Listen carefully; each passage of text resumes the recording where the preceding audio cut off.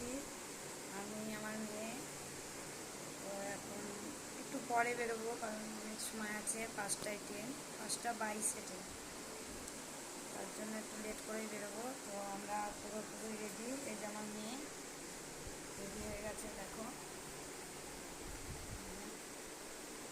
আর তোমার দাদাভাই আগেই দোকানে চলে গেছে, ও ওখান থেকেই যাবে।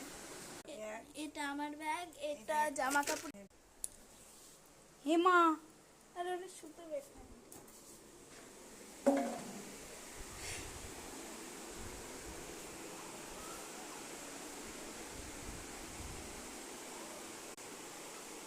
তো বন্ধুরা, কালকে আমার দিদির বিবাহবার্ষিকী, এ কারণে যাচ্ছি।